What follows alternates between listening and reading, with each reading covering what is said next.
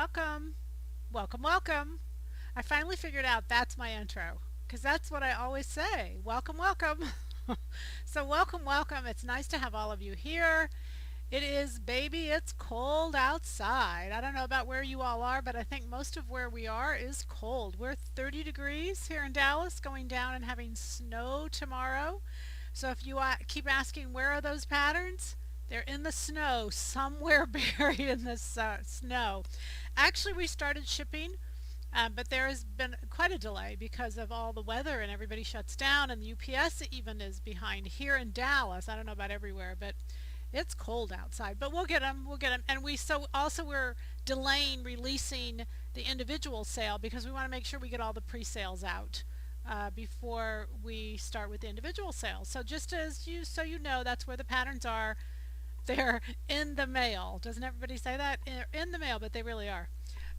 Today is February 10th, 2014. We're talking about a myriad of things tonight. We're talking about spring patterns, spring fashions, Robin's jacket, 1750, 1950. Everybody wrapped up or kind of wrapped up. The whole reason I wanted to follow it up with 1750 was I think when you see 1750, it'll give you incentive to finish the 1950. I got all those numbers straight. The 1750 is Robin's jacket, which is this month's pattern of the month. And it is so similar to 1950 that I want to make a comparison. So that's why I really want to do again when we go back to reasons why we sew. One of the main reasons why I sew is jackets are so expensive to buy. They're really, really expensive. And they just don't need to be. They just don't need to be. And so the whole process and the whole goal was to help you see how easy this process is with jackets. This week I'm going to show you 1750, kind of what I've done, and then next week we're going to finish it up. Maybe even do a little bit of sewing again, but I want you to really see the simplicity of these jackets because, again, once you have one down, you can have many more, and we'll talk about that later. Okay, so we're going to start traditionally with our answers and questions. Everybody stop chatting. Everybody should eyes focused here, and we'll start with our questions. What kind of closure did you use on Chris's jacket 1300 on the cover? Those closures, everything in that category is what's called a fireman's clasp, fireman's hook. They're all along that line, and there's different variations of them. I've seen lots of them, but basically they are an eyelet or a grommet, and a hook goes through there and then snaps shut. So the ones on Chris's jacket on the front are very small, and they were wonderful, and they were just a find in New York. I have been looking out more and more closure sources so that we can get more and more closures. There's some great closures out there, and I'm going to start building a better, we've got some and they're doing very well. We're going to start carrying more and more. So we'll get them and we'll put them on the website as we get them. I notice that you don't use a cover stitch. Is this because most people don't have one, or do you prefer not to use one? The first is right. Most people don't have a cover stitch, and so I actually have a cover stitch on actually both of my sergers, and I hate to use them when people can't do them. Most of your sergers out there don't have them, but I like them. I like how they look. I think they're great. But certainly there's a lot of looks out there that don't use a cover stitch, and they look fabulous. So I just kind of stay away from them for that reason. Don't tell anybody that's the reason. 1950, my muslin was too big. I have 5-inch difference between full bust and high bust. So 6W was way too big. In shoulders, trying again with a size 4. Okay, so when I read that question, I'm hearing old knowledge seeping in, like massively. Here's the first place I see it. High bust and full bust. I don't really give a rat's you-know-what about the high bust. So that doesn't do you one bit of good to measure that or know that. You shouldn't even be measuring you. You should be measuring jackets you like. So see there, and I know why you're doing this, because this is what you've been taught to do. So you're going to try a new pattern, but you're going to use old methods. It's not going to work. You've got to measure jackets. And somebody said to me earlier in the week, I don't have any jackets I like. Well, then you're not ready to make a jacket, and I'll tell you why. And I don't mean that condescending. What I mean is, you're going to spend a lot of time trialing and erroring, and that process is extremely time consuming. I think it's very frustrating, and it takes a lot of time to get you where you want to be. Whereas if you go shopping, I think shopping is always more enjoyable, because if you try it on, it took you a minute to try it on versus it took you 2 hours to create that same thing at home. So it doesn't make any sense, if you don't know what you like, to trial and error it. It's just, I hate to see you waste your time, and it's your time, it's not even my time, but I still hate to see you waste your time. So you should be measuring a jacket you like, and quit playing around with the sizes. The other thing I heard in there is you were afraid to go to a different size because you thought the shoulders would be too wide. And again, that is really the other pattern companies. We don't grade out in the shoulder. So you're not going to have that issue. So don't worry, all right? Find the size you like by measuring your jackets. Make that size. Can the swing dress be made out of non-stretch fabric? You know, what pattern adjustments would you make? Any pattern that's made for a knit is meant for a knit for two reasons. The first one is, how do I get it off and on? The second one is, how do I move? If I make the swing dress sleeveless, I could do it out of a woven, because I could get it off and on, the neckline is big enough, and I could move because it's sleeveless.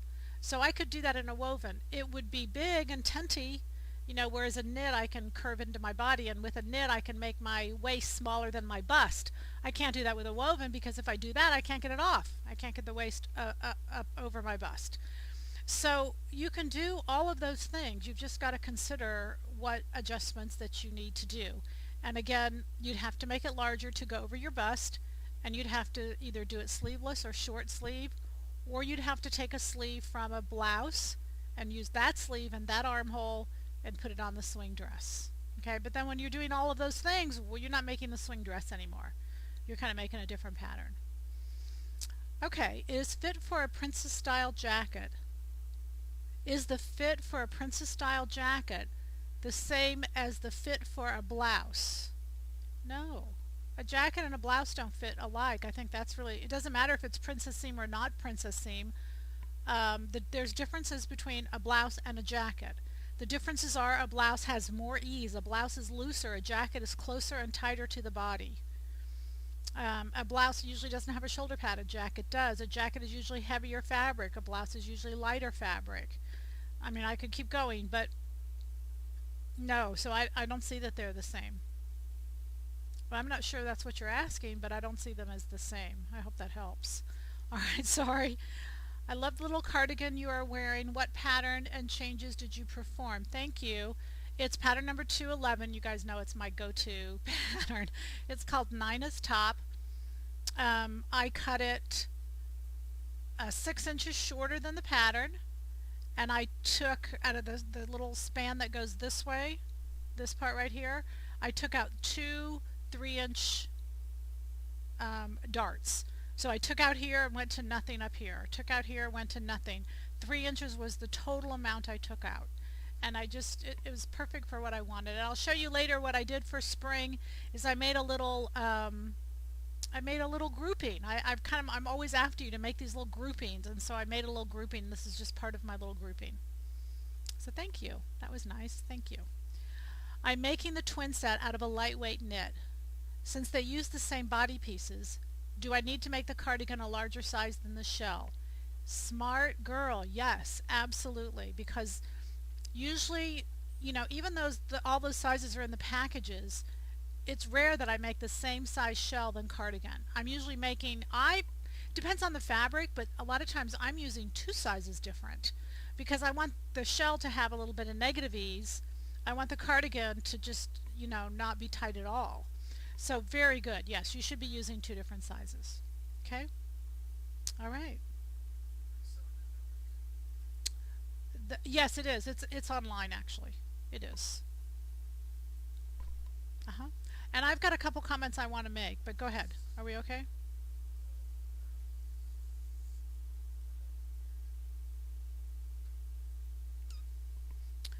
Okay, but if I do not have a jacket or pants that fit, and that's why I need to sew them, I don't have a starting point. You're exactly right. You do not. However, your starting point is going to be easier at the store than it is by cutting and sewing. So I was going to read this comment. This is from a customer earlier in the week, and you guys know I answer literally hundreds of emails a day. And so some of them, as I'm hearing them maybe more than once, or I don't know, more than once, because a lot of them I'm just answering. But I think I'm gonna, whoever just asked that, stay with me here, because I do think there's a lot of quandary in this. Where do I start? Where do I start? If I don't have a jacket that fits, I get that that's why you sew. Except honestly, you guys, there are parts of jackets. We talk a lot about this Mr. Potato Head. There's parts of jackets that fit, and you're better off to get parts. And I'm going to tell you the parts to get, okay? In this email, she said, I don't have any jackets that fit. See, she's the same as you. I have broad shoulders, so when I try a jacket on the store, it's too tight at the on the store, it's too tight. The shoulders are not wide enough, which is probably the opposite of what other people have. But then when she tries on a larger size for the shoulders, the rest of the jacket is too wide. Okay, so see, but you have two jackets that are right. So I take the parts of this jacket and I take the parts of this jacket, and the beauty of sewing is I can blend these parts together. I don't have to take it out of the pattern exactly what it is. I might cut from a size, give me a number, a size 4 shoulder to a 2 bust to a bigger hip. You know, who knows what I'm going to do. But if I have those numbers of what I like, I can put them together on the same jacket. Does everybody understand that? I mean, I feel like I've said this over and over, but I'm still getting a lot of emails on it. So either I'm not saying it right, or you haven't gone shopping. One or the other. I'm not sure which. All right. Okay, go ahead.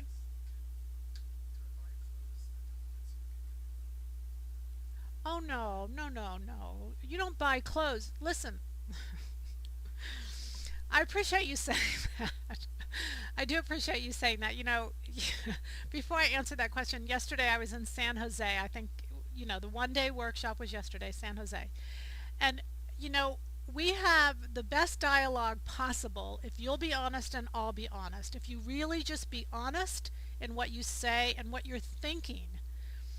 Okay, so that comment, if you buy clothes, first off, you can't buy clothes as good as you can fit them at home. You can't, you guys. We saw lots of clothes that, oh, they said that looked great. In every case, we made them better, better, better, better. Your L, your C, your D. In every case. So if you buy something, what are you buying it for? Are you buying it for the L, the C, or the D? If you are really, I'm telling you, I'm gonna take a bat, because batting, driving home, home run. That's kind of going to be our philosophy. This is a home run. You've got to have your L, your C, your D. If you're buying clothes simply because you like them, you have to be smarter. You have to think about, what do I like about them? You have to dissect them. You're a sewer. You're an artist. It's not enough to say, I like them. That's too generic. That's not specific enough.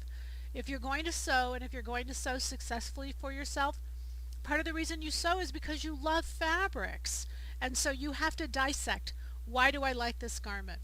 What do I like about this jacket? Do I like the trim? Do I like the buttons? Do I like da da da? And maybe I like all of it, but it still comes in parts and pieces. And I want to take those parts and pieces apart so that I can get at the L, the C, the D.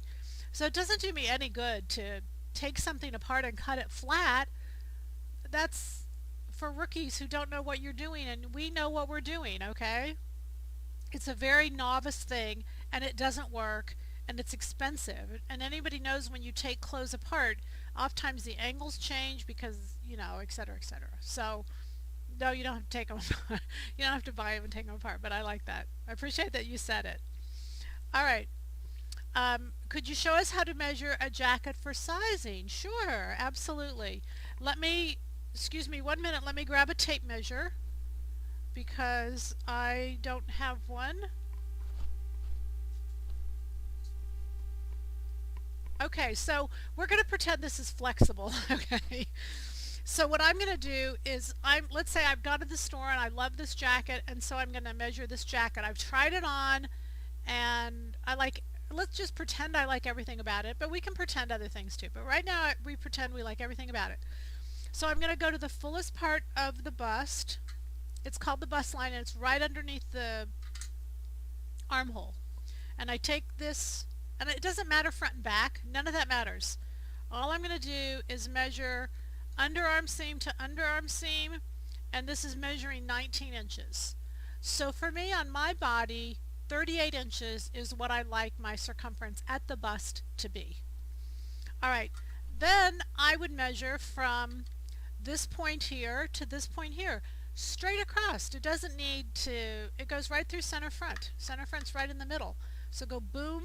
Let me make sure it's, I would do it on you. I think it's a little bit easier. Stand in the mirror right there and just stick seam to seam and measure here to here. Mine is measuring 15.5 inches, so that I know from center front out to that point, that measures half of 15.5, which would be, what, 7 3/4. Okay, so 7 3/4, if I go out from center front, remember that's not with a seam allowance, I can tell right away if that jacket's going to be too wide or not, or I can tell that I need a smaller size up here or a larger size up here. So I can just cut from this size to this size. Easy enough. Whenever you're dealing with a jacket, you should always go by the bust, because it's what should be right. Everything else will fit. Now this is only in silhouette patterns. I can't tell you for other pattern companies. I can tell you for silhouette patterns because I made them and I know how they work. So you want to go by the bust. If you're larger or smaller down below, you have a lot of seams and it's easy enough to let it out, easy enough to take it in. Okay? Alright, very good. Thank you all for being here tonight. It's close to Valentine's Day. It's around the corner.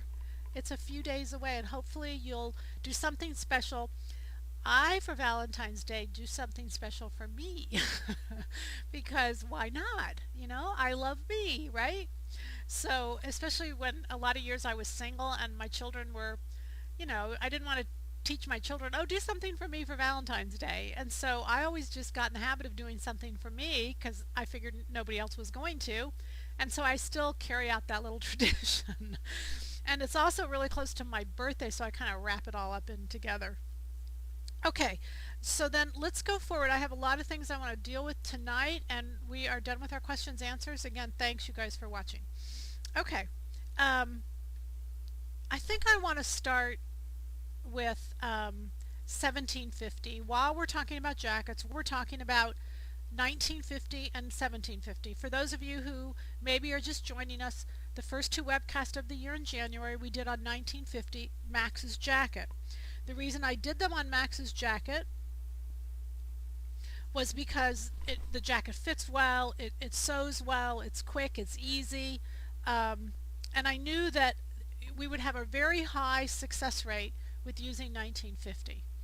Then I also wanted to kind of trick you into doing 1950 and then pull you down the road to do 1750, because 1750 follows along. Again, 1950 is Max's jacket, 1750 is Robin's jacket. So if we just look at the difference between the two, Max's jacket they're both shawl collars, they're both princess seams. And I've said to many of you, they're the same pattern. And when I say that, I don't literally mean they're the same pattern. I just mean they're the same base. But tonight I'm actually going to show you the differences between the two. So what I mean is that whatever changes you made to Max's jacket, you can take right over to Robin's jacket. In fact, I'll show you, you can use the same pieces. Alright, so Max's jacket has a very narrow shawl collar. It doesn't actually flip over. It's just a really nice shawl down in the front. And Robin's jacket has a wide enough shawl collar that it actually does flip over. Max's jacket is lined. Robin's jacket is not. That's the beauty of Robin's jacket. This is an unlined jacket. So there's just going to be all kinds of fun things that we're going to discover tonight in this jacket, because what I did is I made up the first section of what we all should do, and then we'll complete it next week or 2 weeks. So let's look first at the pieces. Now, I'm literally, if you compare the sleeves, the upper sleeve and the undersleeve, they're exactly the same. The only thing difference is that Robin's sleeve, Robin's, the unlined, is shorter than Max's jacket. And that's because Max's jacket is lined, and there's lining that holds up the hem of the sleeve, and Robin's jacket, all it has is it's unlined, and all it has is a finish of a binding at the bottom. So there's no hem on this sleeve, so the sleeve is the same except it's shorter, and the reason it's shorter is because there's no hem. Okay, so I've got Robin's jacket here on these first pieces and Max's jacket here on these second pieces, and we're going to do a little comparing. The first thing I'm going to do is take the jacket back, and you're going to see that they're not identical. Remember, I told you it was the same base, but if you look at this, one is thicker. Robin's jacket is dropped thicker, and the reason again is because of the style differences. In the back of Robin's jacket there's a little elastic band, so the body is actually larger in circumference so that it has a little bit of gathering ability in the back. So if you don't want that, then don't do that and just use the back of Max's jacket. It's the same exact thing. The only thing difference you see is it's a little thicker in the waist here on Robin's jacket. Okay, so that's the back, that's the side back piece. Then if I take the center back piece, I'm going to take both of them here.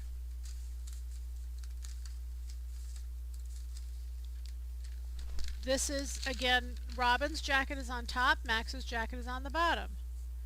They are the same. Again, the only difference is through here, it's a little bit, I dropped it down straighter as opposed to curving it to fit the back so that it would, again, have room for the elastic in the back. Shape of the neck, width of the shoulder, everything else is the same. Okay, now let's go to the side front. So that means, so what we have so far is the back is the same, the side back is the same, the sleeve is the same, with those few exceptions that we noted. 1750 again, 1950 again, the same. The only thing you're seeing is Robin's jacket has a little bit straighter dip. You can take that out, but they are the same side panel. Okay, then what you could do then is just simply take the new front of Robin's jacket and sew it onto the rest of your Max's jacket. The only thing I did was I changed a lot of styling, and I changed a lot of styling. There's numerous reasons. Robin's jacket has that cute little pocket. Robin's jacket is going to be longer because remember that there's no hem, there's no lining, there's no facing. It all just comes straight around the bottom. So Robin's jacket is a little bit longer in the front because it sews a one-to-one to the side panel. What kind of fabric did you make Robin's jacket out of? No, this is not a fleece. This is a mohair. This is a mohair. I'll go over it here in just 1 minute. Let me go back just for a second. I'm sorry, you guys. I've got so many hangers on here, and one dropped, and it's on my mic cord, and I can't move my head, so 1 second. Okay, so then if we get in a little bit into styling, the lapel is wider here and out because this folds back. Robin's jacket folds back, whereas this is all just styling in through here. The rest is the same. So my hopeful goal was to get you going into a lined jacket. You could do that, it would look great on you, and then you've almost got another jacket like all done, free, ready to go, that's unlined. So now what I want you to see is I'm going to put these pieces over here. I went through and I did Robin's jacket, so I want to show you kind of the parts that I used. Whenever we're doing Robin's jacket, and we can talk about fabrics, and let's go ahead and talk about fabrics. Robin's jacket is unlined, so if we look here, what we're seeing is we're actually going to see both sides of the cloth. So we'll see, and whenever you have a fabric that you like both sides, that's a good jackety fabric, I go to Robin's jacket immediately. I just love it. I mean, I just love the jacket. It's easy, it's quick, and it's such a great casual jacket. It's kind of like a sweatery feel. It's a real casual feel, but it's a jacket. So it has a great life to it. Not that I don't love Max's jacket, you guys know I do.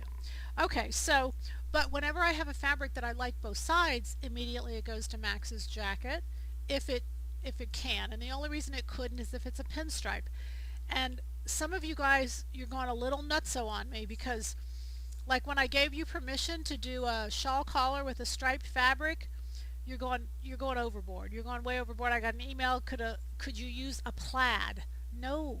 No, no, no. It's just, I mean, Armani did it, and he did it. I've only seen it one time, and it was, yeah, it looked great, but it's definitely not what I would do with a plaid fabric, is make a shawl collar. It's just a real conflict of um, pattern and fabric. It really is. It's a plaid is not meant to do a shawl collar. It's just, it's incongruent. I'm sure you all can agree with that. Okay, so I am going to talk about fabrics. The best fabric that you can use, I think, are solids. I've used solids a lot. But this is a Robin's jacket, and I think it's perfect. And this is a, I don't know what it is. I mean, you know, it's kind of like a weird little, I mean, it's a cashmere. The fabric itself is a cashmere, but um, it, the reason I'm showing you this one is, and both of these, is I've done all of them a little bit different. Okay, so for this one, this is a linen silk blend, and it's a beautiful lightweight fabric. It doesn't need any fusible, doesn't need any interfacing. It's really, it's fabric from France. It's just really, really nice. This particular fabric, because it was so lightweight, let me get to the inside of this. It really needed some extra body, and so I fused all the inside of this. And I used a double layer on the front. So instead of it being single layer, I actually put two layers together, sewed it into the side seam. So I have two complete layers in the front. You can do that. And again, I did that because they needed to be fused. So I did that with this one also, except not because it needed to be fused, but because it had an ugly back to it. This is a alpaca, and see, it has a really ugly back side to it. It's not reversible. So if I just doubled the front side, then, you know, and just put the two wrong sides together, I didn't sew anything wrong sides together. Literally, I just put the two together and finished it off with this trim. So very, very simple. I treated the two layers as one and finished it off with a trim, and I was done. I was good to go. All right? So I can do that. Just when I do that and when I adjust my fabrics like that, I've got to adjust my pieces and how I put them together and how I come out with the finished product. This one in particular is completely good to go because both sides are usable. I'm going to use the darker side for the body, and as it flips back, it'll be the lighter side. That will be my focal point, and that's what I want. How to shorten the jacket? I would probably just eliminate the pockets, because if you move the pockets up to shorten, they're gonna, you know, you're gonna be putting your pockets in your chest, you know, and that would kind of be silly. So I would simply remove the pockets and go for go whatever length you want to go shorter on. Just cut it off the bottom. Okay. Okay. So in this case, I went through this whole step because this is an unlined jacket, and when you're doing, and I've made all the parts, when you're doing an unlined jacket, you serge around all the pieces, or you don't have to serge. You can use some type of seam finish, a Hong Kong finish, anything you want to do. I serged around each piece, and then what I did is I sewed them on a sewing machine, and then I pressed them open. So that's kind of what I wanted to show you in here.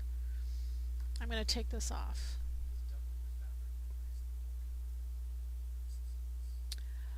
When you double the fabric, it would depend on the fabric. You're only doubling that front piece. That's the only thing you're doubling, is the very front piece. I wouldn't think that would make a difference in the size. It would depend on how tight you're wearing your jackets, but I wouldn't think it would. Okay, so I've serged around each piece, you can see, and then I went ahead and I did right sides together, and I sewed this on the sewing machine once I had gone around and serged all around every single piece. Okay.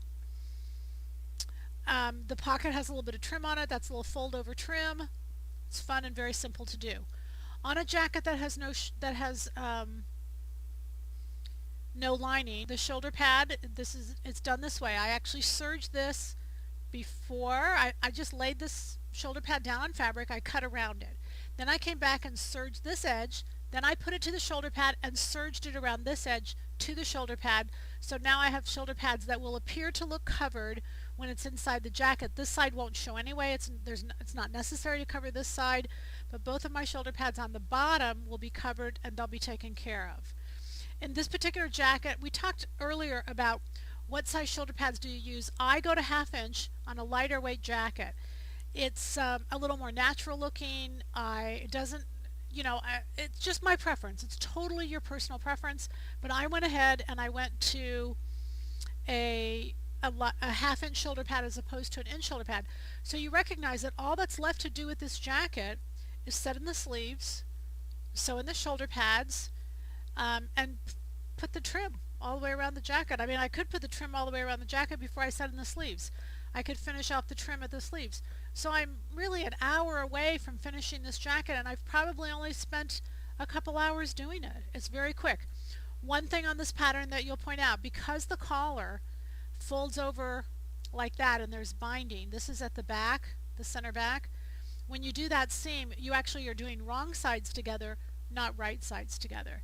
Because again, see, that flips over like that, and then the binding goes on the edge, and so you don't want that seam to show. The pattern shows you, but I just wanted to mention to it.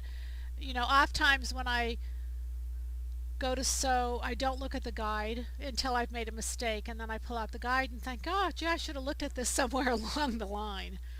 Okay, so I do want to take a few minutes and answer the questions on Robin's jacket, because I'd really like to see you making these unlined jackets.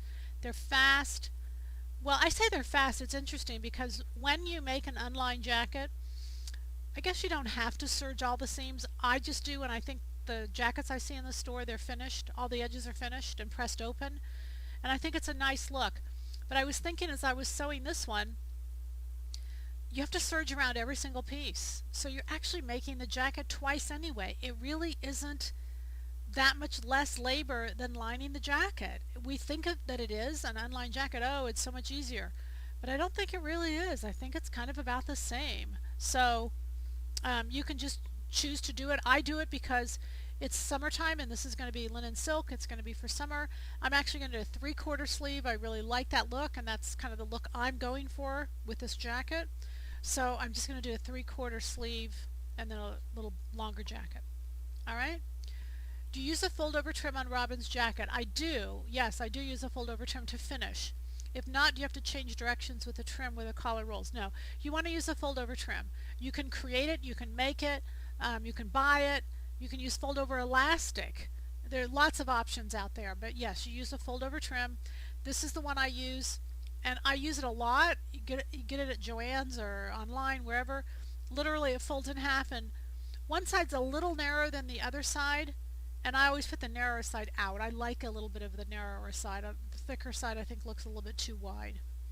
So thanks for asking that. I forgot to show you. Do you use a 3-thread or a 4-thread serge? Technically, you only should be using a 3-thread. A 3-thread is just for finishing the edges. A 4-thread is actually for construction, but because I don't change my machine, I used a 4-thread. But technically, it should only be a 3-thread. Could Robin's jacket be made up in a double knit or a ponte-roma? Absolutely. Those ponte-romas, we've got a whole bunch of colors coming in, and they are going to be gorgeous. They are some beautiful, beautiful, and we've also got a stretch. Finally, we got like a stretch cotton. They're gorgeous on both sides. They're going to be absolutely wonderful for Robin's jacket. We'll have some great fabrics. Okay, so I'm going to leave the world of Robin's jacket, and I want to go to our patterns, and I want to talk spring, because they said the groundhog did not see his shadow. But I don't know, we're getting snow tomorrow. I think somebody's like fooling with the groundhog. But anyway, they say the spring is going to be, or the groundhog says spring is going to be early. So we'll see if the groundhog's telling stories or if he's really straight with us. Spring is a lot of fun. It's just really, of course, every time spring is. We've gone through this cold winter and we're really sick of the cold. I'm not really sick of the cold because I remember how hot it was last summer, and it's going to be that hot again really soon, so I'm okay. But anyway, yes. Double-sided rayon for Robin's jacket.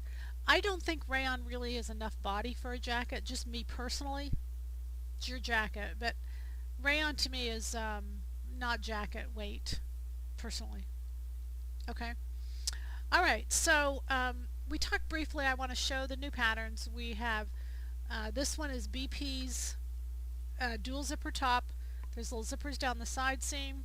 It's cute as can be. It's just fun. French dart fits great. Set in sleeve. It really is a top.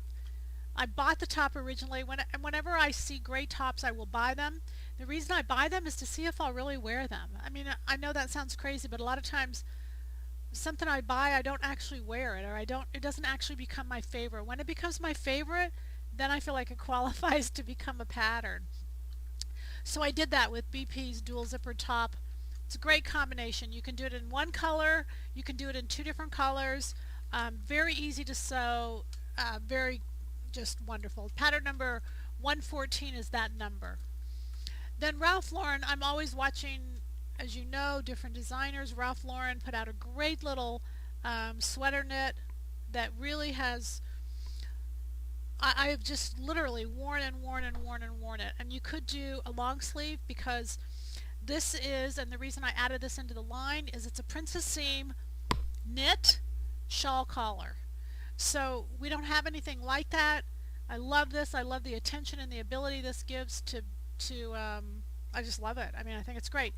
It is, the base is the sweater set. It's not a princess seam in the back. It's only a princess seam in the front to do the shawl collar so that the facing sews into that seam. It's not hard to sew. In fact, it's very easy to sew, but it is important that those parts be correct so that it can be sewn proportionally. This is the one we had on the cover. Just a great little shawl collar princess seam knit top. It really works well. And I keep hitting this mic and I'm sorry, you guys. Sorry. Alright, then we have 914. Jean jackets are just everywhere for spring. They're really, really popular. Also, what's really popular, a little bit of a twist of the jean jacket, is the asymmetric with the little zip. So I did that. I looked and looked and looked. I had the hardest time finding one that I really liked. I didn't want it to be lined. I felt like this is not a jacket that should be lined. It's a very casual, easy throw on. We usually throw it over a t-shirt or a blouse or something like that, so I felt lining was inappropriate. Iridescent leather is just as popular as jean jackets. So when I was in New York and found the iridescent leather, it came from the Leather Impact. That was a no-brainer. I just really thought it was beautiful. Love the color. The colors for spring. You can go and look at the Pantone colors just to get them a little more accurate than what I'm going to say, but there's a red, there's a bright pink, and I kind of let this slide for my red, even though it's really not that red, but it's bright enough that it really looks appropriate. This is pattern number 914, and it's called Tina's Asymmetrical Jacket. And then we did a dress, and again, only because I bought this dress, and I swear last summer I think I really wore this dress, or I wanted to wear this dress every day. It felt great on. I just really liked it. It was flattering, it was easy, it wasn't immodest, it was just everything. So I recreated it, and again, I just absolutely love it. I look so forward because this summer I'll actually have several of them to wear, and people won't think I wear the same thing every day. This one I did in a little cap sleeve. Just to show you some of the parts, the back has a facing, but it's low so that it really hides well. This wrap actually wraps above the bust, not below the bust, so it's very modest. Really soft gathers on the side. It has a asymmetric line that goes opposite this, so the eye just keeps flowing all the way down, and a very soft full skirt. Not just too full. I took one of our fabrics that we have online. I'm not sure I remember the name. I put the back piece on one of the panels. I put the front skirt on one of these panels. Absolutely love this dress. It is just, I just wanted to make like a wintry version, maybe not winter, but spring, so that I could wear it. This neckline is extremely modest again. The gathers are soft, so they're very flattering. It's just a really nice look. Floral burst centerpiece knit, thank you, is the pattern that I use. Floral burst centerpiece knit, and there's about one burst per yard, and that took me That took me, I think, 3 yards. And again, I put one burst. When I did this panel, there's actually two pieces right here, and I just actually overlapped them and cut this as one rather than, I could have sewn them back together, but that didn't make any sense. So I just overlapped the seam allowance, laid it here so that that burst actually is together. When you have the dress on, it's so pretty because that burst just kind of, I don't know, it's really nice. And then I couldn't help but put a burst in the back so that as you're walking away, there's a little nice finish to the back. But we have several border prints online that would really be fun to do something like that with. You can really play with the parts and play with the different pieces. It's called 4014. It's called Shelley's Dress. Shelley's Dress. Okay? Alright. Along with spring, they are doing lots and lots and lots of color blocking. I just can't believe it. But color blocking, I think, is getting a little more sophisticated. So I want to take some time out and show you a little cluster that I did and show you what I did with color blocking. Now it started with where I saw Bailey 44. And you can go online and look at this top. Well, let me show you first off the picture of the top. Let me find it. Hold on. What did I do at that top? Oh, here it is. It's right in front of me. Sorry. Okay, so I'm going to go through these parts and just kind of talk through what I did. First off, I was shopping, found this top, excuse my holes here, fell in love with this top. Not only did I like the colors, it was leather, and I just loved how casual it was, and yet it was leather. Great use of leather. And I have to teach a leather class coming up in Puyallup, and I really wanted to kind of see the new thing with leather. Perforated leather is really popular right now, and iridescent leather. So leather is not going anywhere. It's really here to stay. This top is $200 and something. What I didn't like about this top is as I tried it on in the dressing room, and if you notice when you look at this top, you look right at her belly because the white is right at her belly, and I don't want the white at my belly. So that was a strike no, but I still love the top. So I decided, okay, I'm going to make this top. This is a tank top. This is all this is. So this is my version of the tank. And I'll show you how I did it, but basically what you can see is I just moved the white up to the top, and I still put the orange in there, or the pink, or whatever color you wanted to use, because I wanted it. I wanted that splash of color, but I did it to where you still look up at the white. And I really like this on. It's just really, really cute. You can see it's the same look. Or you can go and look at Bailey 44 and see it's the same look. So all I did is I took the tank top and literally just made a mirror image of the front. The back actually is a knit. So when you're going to do the back, just use the black as a knit. So all these pieces can be leather. They can be anything that's non-stretch because the back is stretch and it fits beautifully. So now I went ahead and did my darts. You can see that my darts are still in here. I used the tank top, pattern 500. Dart, no big deal. Ready to go. Okay, so here's my tank top. I duplicated it, and all I did was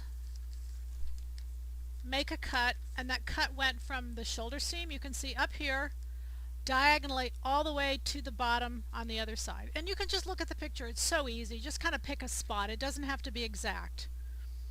But you do have to start by duplicating the front. Alright, then let's see, this goes here. I think I can't hold all this. This goes here, this goes at the bottom, and this goes over there. This is a very easy top to see and to duplicate. If you would just understand that you start with a tank, it doesn't even interfere with the darts, it doesn't interfere with any of that, but you can kind of see the pieces and where I went. Now, what's really fun about this top, I thought, was that as you look at this blue, and as you look at that orange, You notice that little piece that comes in doesn't even match. It purposely misses it. So I thought, well, shoot, all of us can do that. We don't even have to line them up. We can purposely miss. Nothing lines up with anything. It's really, so once you draw this diagonal line, what you see is this one's just cut in half, seam allowance added to both sides. This one's cut in 3 pieces. So again, a great little top to duplicate. So what I did is I started by duplicating that, by picking my fabrics that I wanted in that top. So you see I've got 2 pieces on this side, my 3 pieces on this side, and I manipulated the fabrics that I had, still using the white. I'm still using the same colors, but just basically mixing them up a little bit. So now when I have this on, you look here, and again the back is black. The back is just this black carried around to the back.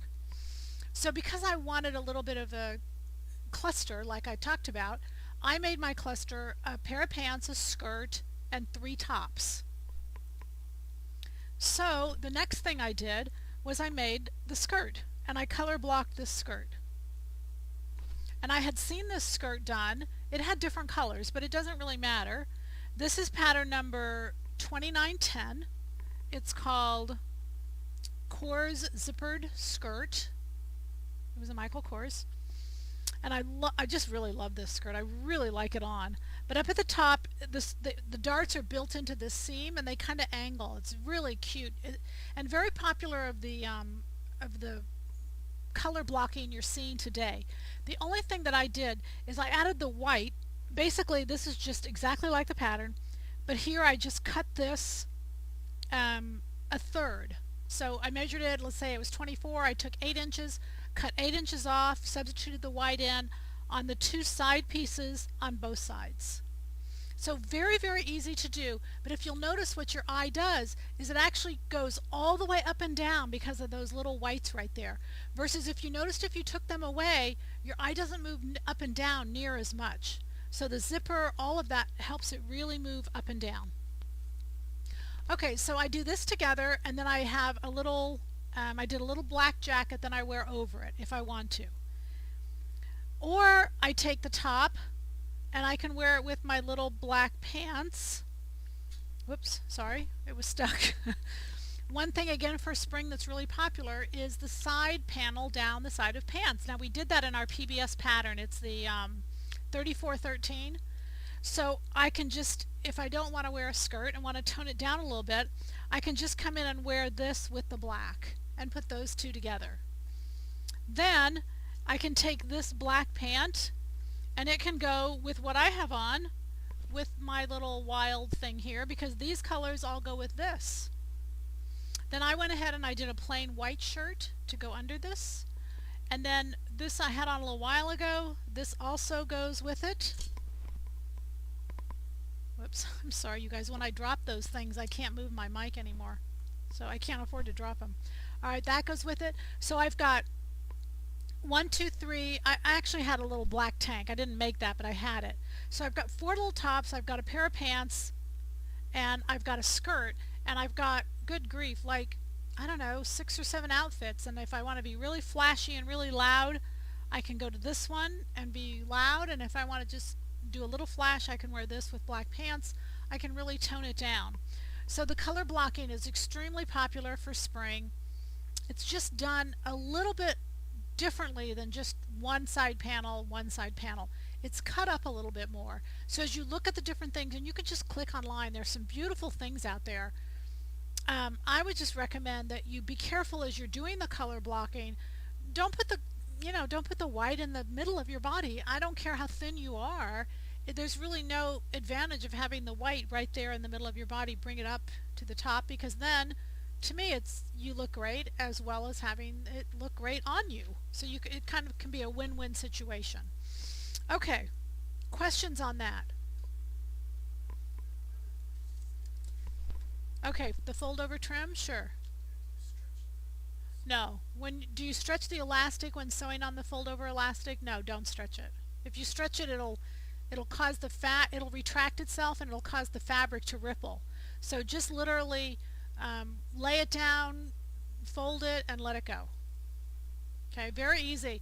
Now the sewing tables, Sew Steady actually put together a special for us, and they put it together because we were honoring this whole month. We're kind of honoring PBS and the whole PBS programs. They haven't started yet. They're getting ready to start the end of this month and next month, and so we wanted our different vendors to kind of honor PBS. So Steady put together a little package. It's good until this Sunday night, the 15th. It ends, but if you haven't seen it, go on the website, and I think it's in the middle column that you can see that, or go under Notions and you can see there's a package, and that package just is a really good price.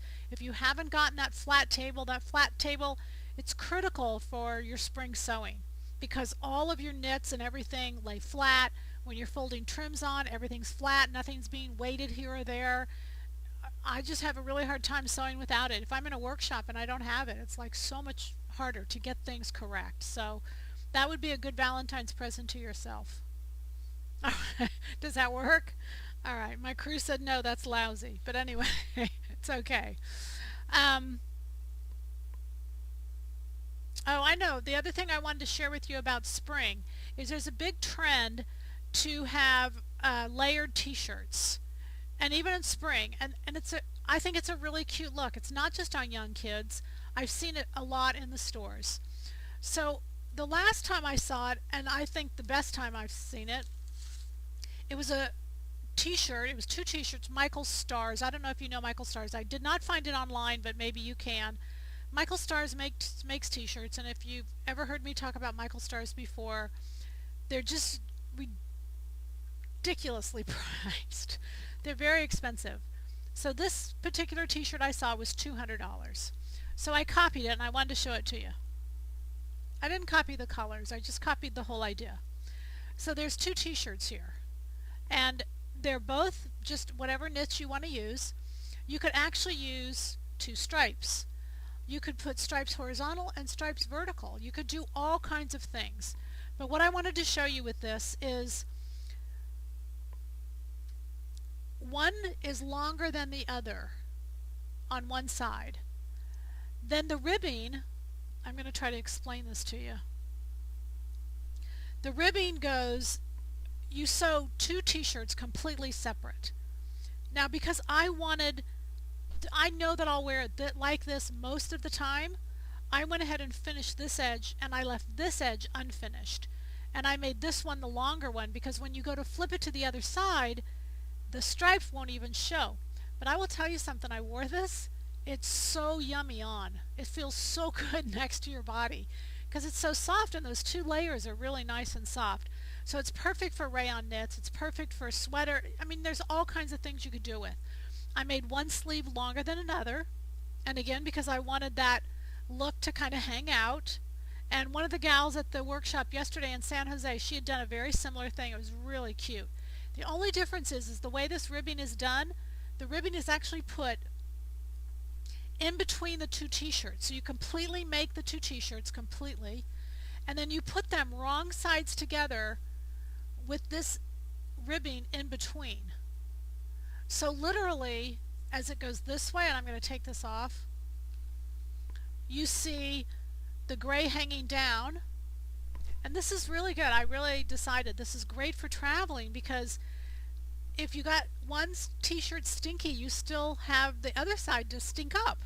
So you really do. It's like having two t-shirts, but it's just such a cute look. So when I turn this inside out, there's no raw edges. Everything is completely finished, and you still have your French darts because all long sides are to the other side. And now you don't have anything hanging down.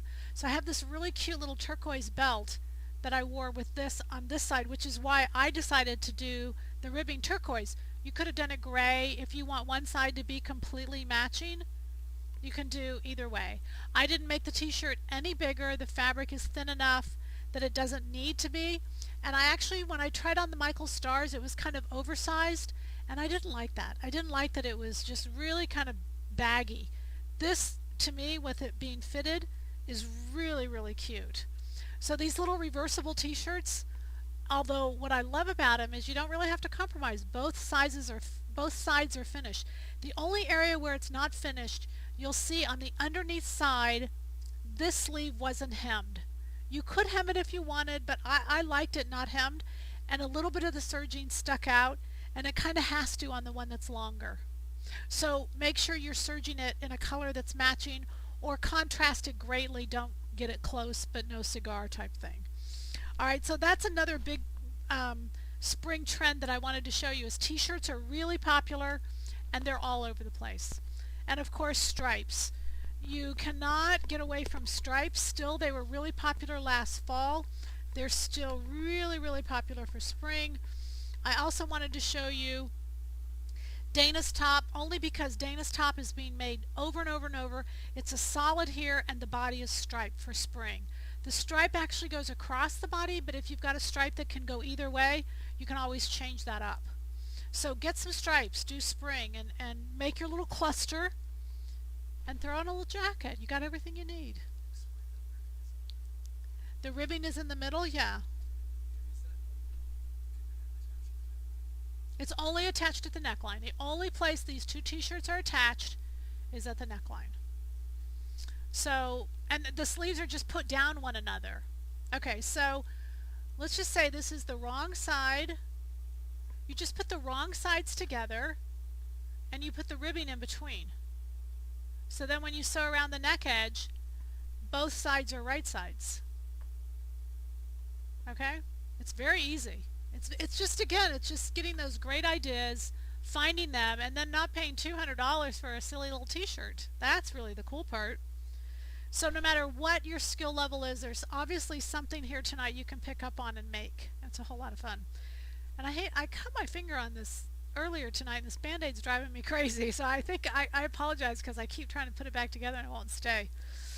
All right. Our bonus question will be asked in the chat soon. You'd think I'd have this memorized by now. Then we're going to ask the question on air. Enter the correct question in the chat box and you earn $50. We're going to give you a code for a $50 gift certificate. Just to sum up, oh, you guys should have had an email that came by now. The email came during the webcast. That was purposeful because tonight we are starting our pre-Puyallup sale. And what the email says is that because we're no longer carrying product to any of our shows, none of our shows, not even Puyallup, we will not have any product. Well, we'll have fabric, but we won't have any product at Puyallup. So what we're doing is the goal is to save your back, because you know when you buy all that stuff at shows and you walk around the shows, you're exhausted. So to save your back and save your bucks, because we're giving 30% off, and so for the next 7 days from now until Sunday, if you use the coupon code that was emailed you, you'll get 30% off. Fabrics, notions. I got several calls today on orders. I kept telling everybody, don't order. Wait till tomorrow. Wait till tomorrow. But I didn't have the code. So the code hadn't been issued. The code is officially issued, right? All right, so this is the BB sale. Don't break your back and save your bucks. And it'll go from now. It'll end Sunday night. All right? Okay, a couple more questions to wrap up, and then we'll ask our bonus question. What is the name or number of the dress pattern that looks like a wrap in the front? It's called 4014. It's called Shelley's dress. It's brand new. It's not even on the website. It's in the cluster of new patterns, but it won't even be up until next Tuesday. We'll release those pre-sale patterns. Okay?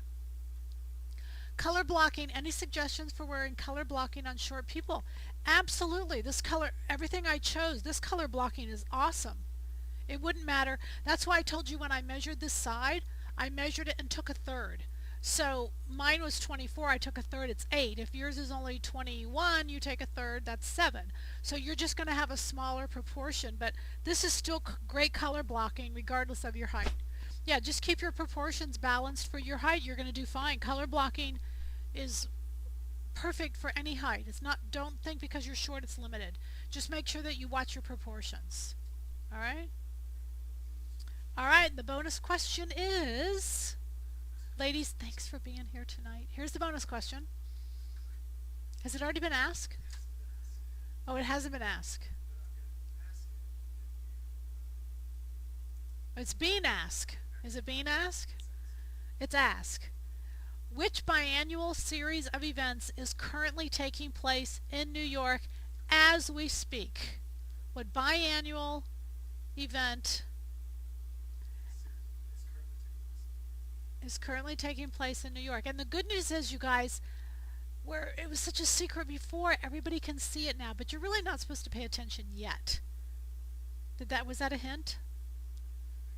You got it. Okay, yeah, it's Fashion Week. Fashion Week's always in February.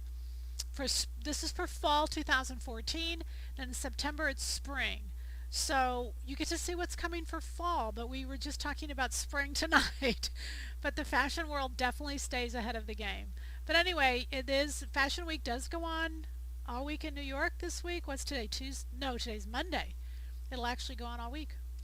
And I have a really good friend of mine who's always feeding me the inside information. A 30 no, no, let me get the numbers right.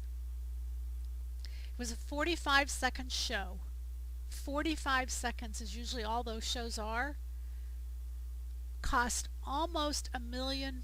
Is that unbelievable? And so much of it is just image. They're trying to get a great image out there, and they got all these people watching.